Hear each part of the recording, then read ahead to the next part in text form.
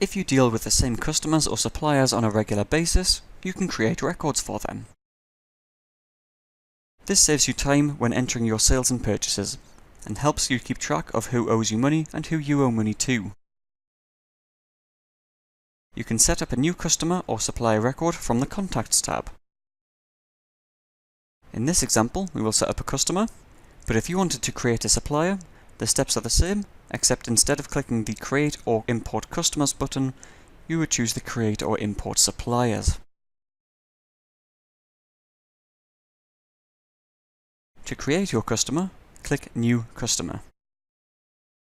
First, enter the company name. Then you can enter a reference for this contact if you have one, as well as contact information.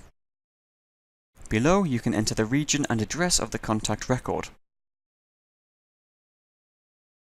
The default ledger account is used when you create invoices or quick entries for this customer.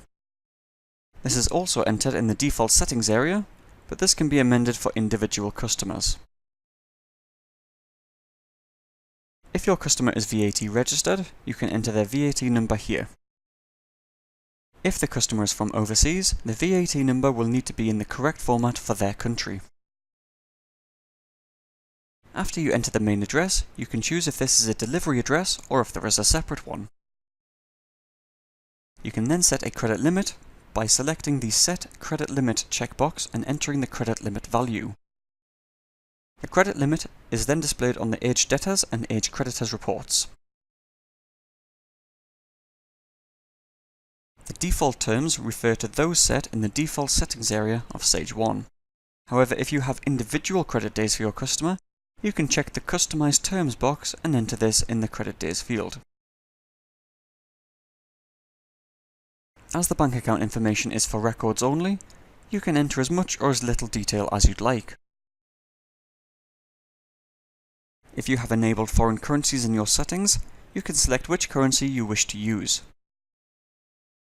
Please note that you cannot have multiple currencies against one customer or supplier record.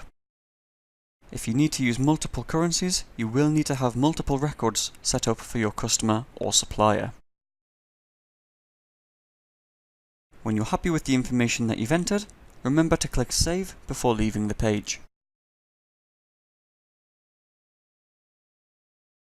Once you have set up your customer and supplier records, these can then be used when entering transactions.